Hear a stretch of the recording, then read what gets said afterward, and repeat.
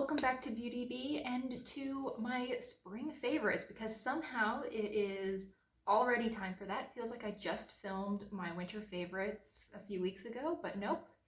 It's been 3 months. It's time for another video. I try to keep these relatively free of specific product recommendations.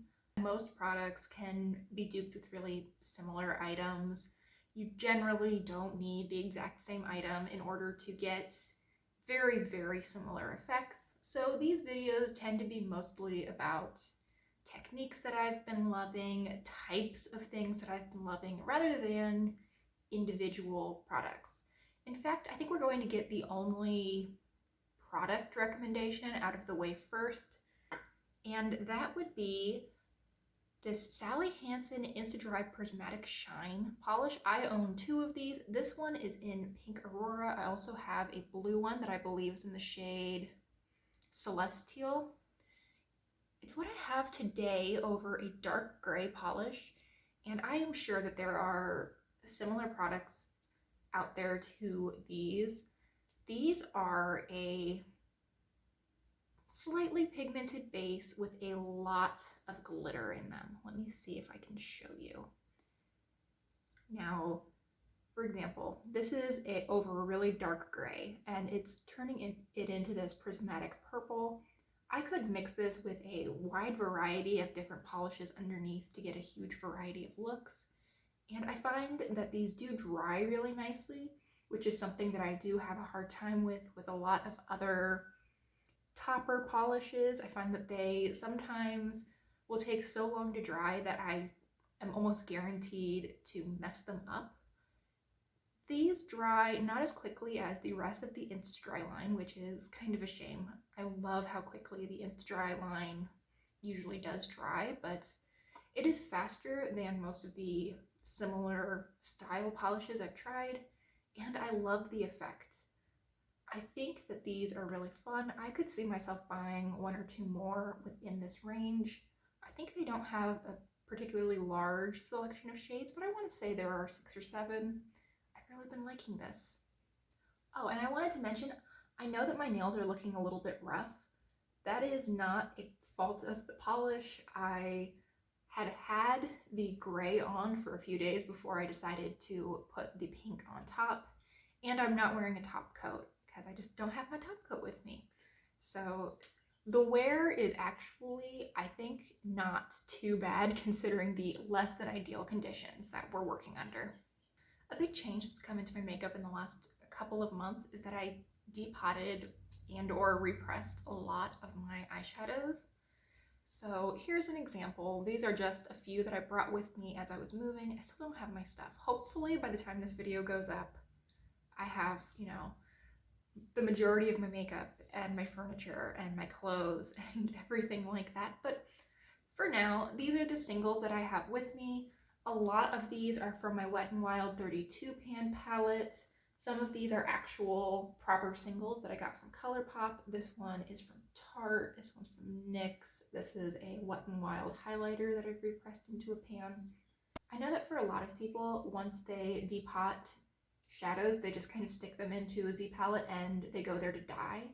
I've actually been using them quite a bit since I repressed them. I think part of that is that I just don't have a lot of eyeshadow. I have a little over 100 pans. I'd say that's not a lot by beauty community standards. I think that a lot of the YouTubers that you hear talking about their old depotted palettes have hundreds more or thousands, tens of thousands of pans of eyeshadow. So 100 starts looking not that unreasonable, and there are definitely shades, even in this little palette, that I don't have anything similar to in other places. I do like to look at the new palette releases, and I find that having all of these singles loose and being able to rearrange them, pull inspiration from various palettes that are coming out, and know very viscerally that I have something super similar has been helpful and has helped me not be as interested in new releases. And I really enjoyed the last couple of months putting together these little focus palettes and seeing what I can do with them. This has been a really good time. Also, I just like the colors that I've come up with this. I feel like it's this very rainbow set of shades, but very neutral and wearable at the same time. Big fan. Something that I've really come to enjoy that I didn't think I would are somewhat orangey tones on my face. I'm wearing some orange on my eyes today. I don't know how well you can see it because I applied this very, very sheerly, but I have sort of a blood orange shimmer that is in my crease and then extends all the way up to my brow. I feel like it's adding a lot of dimension to my face. The eyeshadow otherwise that I'm wearing is really quite neutral. It is sort of a light brown, just a little bit deeper than my skin tone, something that I would often use as a transition shade. Just all over my lid, I have a little bit of my bronzer in my outer corner and then in my crease, and the rest, all of the dimension pretty much that you're seeing is from the orange. And I've never been a big fan of orange. I'm pretty cool toned, and I've always felt that orange, while it works almost as a neutral on some people, it tends to look very statement, very true orange on me. But the last, not even a couple months, more the last month, I've been a little bit more open to it. I think one of the items that's really helped me get into orange a little bit more is this lipstick duo. This is the e.l.f. Day and Night duo, and it is basically two mini lipsticks. I have it in the shade Need It Nudes. It's what I'm wearing today. I have both of the colors on. I'm wearing this lighter shade over most of my lid, and then I put a little bit of the deeper shade that I'll show you in just a second on the outer part of my lips, as well as sort of lining my lips with it. Let me give you swatches before I just keep talking and talking. There is the lighter shade, that's the day shade, and then the night shade is a little bit deeper. Now these are very peachy toned nudes, and I've been really, really enjoying them. I find these super flattering. Wearing this by itself is a little bit questionable. I think it's just a little bit too nude without being the correct undertone for me, so I need to pair this with something else, but this deeper peach shade is beautiful, and I think that it's really been helping me branch out a little bit more, bring in those warmer colors. While I've always liked orange lipstick, I've always viewed it as a very statement piece. These two colors are helping me realize that maybe I can get away with some orangey shades, if not true orange, in a way that's a little bit more everyday, in a way that I can pair it with a brighter eye look, etc. Also, I'm really sorry if I'm just twisting throughout this video. I'm sitting on a chair that not only has the capability of spinning, but sort of spins by itself. So like if I just unanchor myself, I didn't push myself. Sorry, I knocked the camera there as I was spinning. I think I fixed it and we're in roughly the same position. Apologies if we're not.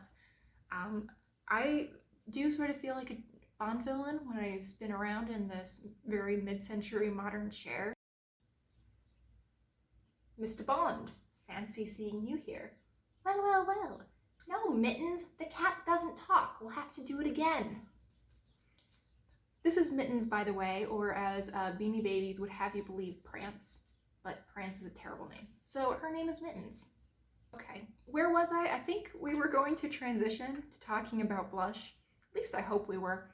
My favorite technique this past month, as far as my face products go, has definitely been a shift in the way I do my blush. Quite often now, I will start out with a really subtle blush. For example, this Rosé Champagne shade, this is from Wet n Wild. Look at that. That is a recent development in my life, and I am stupidly happy about it.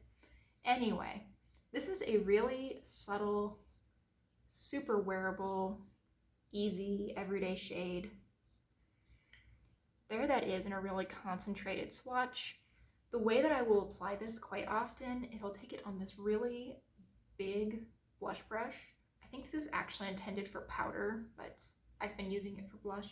Really load it up, and then I'll apply it up in my temples, all the way across my cheek, over my nose, and then same on the other side. We tried to keep things more or less symmetric.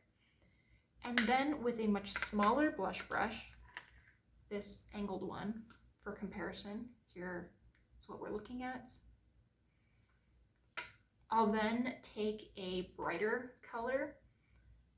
For example, this Quirky blush from Tarte I've been using quite a bit the last couple of weeks. I haven't owned this for very long, but I've been doing a pretty similar technique really for a couple of months at this point. Let me build that swatch up a little bit so you can see the difference between the two. There you go. I think you can see that this one is more of a pop. This one's a lot more neutral. This one is shimmery while this one is matte, but I'll do the same thing regardless of the shimmer or matteness of the blushes that I'm using. I'll just take this brighter color on this little angled brush and I'll pop it right on the apple. It's what I did today actually with this color combination, and I'm really happy with it. I like the way that putting blush up at my temple shapes my face. I do feel that it brings out my cheekbones a little bit, and those have been kind of lost the last couple months because I've been snacking a lot. It's how it's been. It just looks really healthy to have the subtle blush everywhere, and then I still get that really fresh little pop of color right on the apples of my cheeks with the brighter blush. I'm really just super happy with how that's been looking. And I think that brings us to the end of my makeup favorites. I do have a fashion favorite, and it is this sun hat. I am usually just fried this time of year. I try to be good about sunscreen. I'm not always. I'm very fair. I can burn in 20 minutes on a bad day, or at least, you know, see some sun sensitivity after not very long at all. And this is cute. I like the way this hat looks. This is gonna look awful over my barrettes, so we're not gonna put it on. But I think this hat looks good on me, and it has helped me to not be as much of a mess this year. We always round out these videos with a goal. Previously, my goal for the past few months has been to learn how to use bronzer effectively. I'm wearing bronzer today. I think that it looks pretty good. I'm actually trying something new for a video that I think will be out after this, probably. But here is the bronzer that I've had with me the last couple months. This is Laguna. This is from NARS. It was in their birthday kit this year, and I've really been enjoying it. And I think you can see, well, maybe you can't see, I can see in person that this is actually seeing quite a bit of wear. I've used it a lot. I really enjoy it, and I've been really good about consistently using bronzer the last few months. I feel like it really has become an element of my routine that I like, that I enjoy, and that I think actually does add something.